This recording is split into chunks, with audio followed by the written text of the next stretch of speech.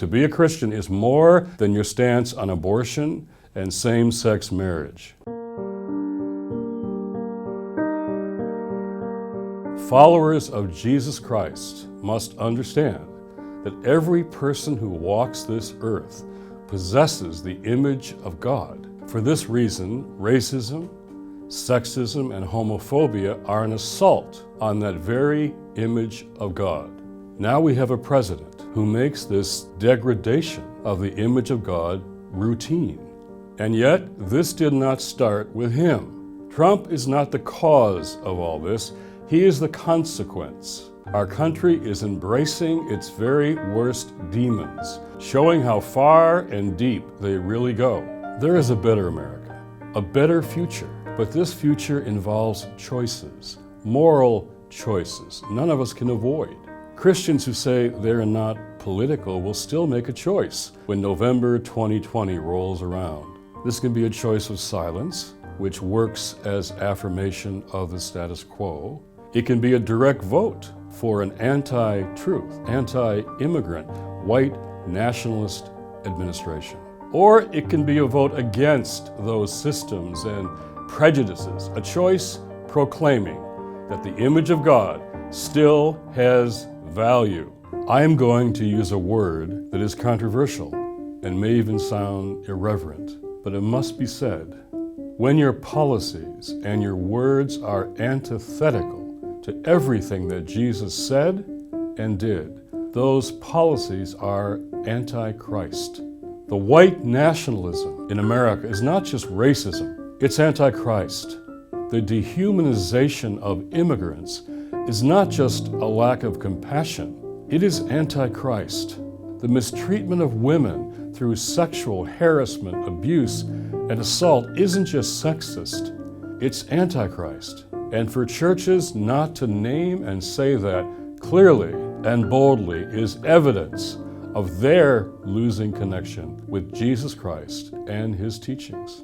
When you listen to some white evangelicals praise Trump, watch for how little they talk about Jesus and his plan of radical discipleship. We forget the complexity of his message. Jesus was a deeply radical figure. He proclaimed a vision of love and a new analysis of power that turned the world on its head.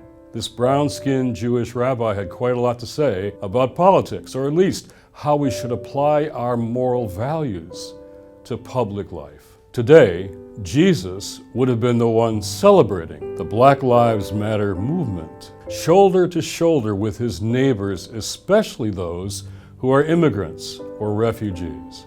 Jesus would furiously defend our warming planet, regardless of whether that activism was popular.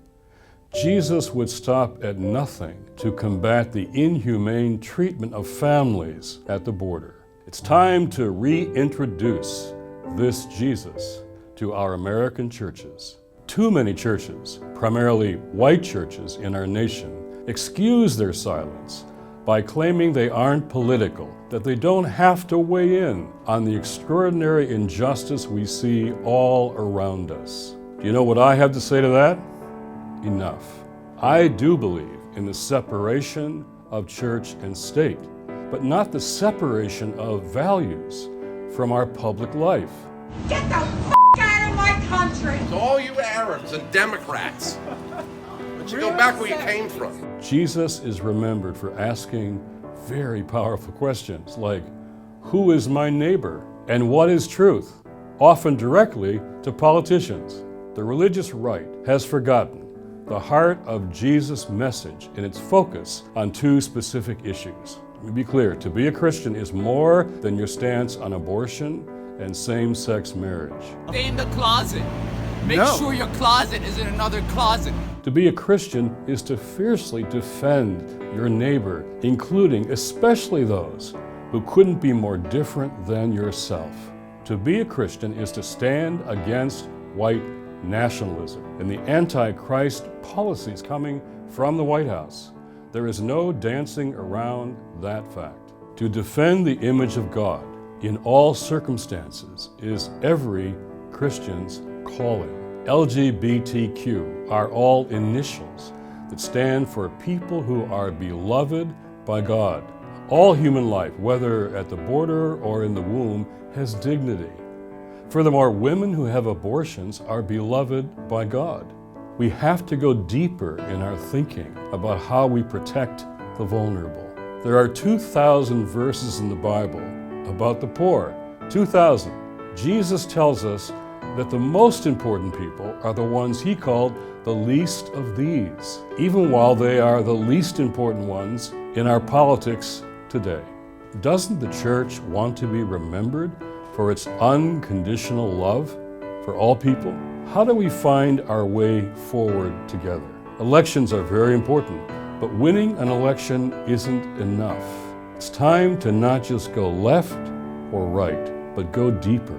Allowing our faith and our values to determine our politics, rather than the other way around, is a great place to start.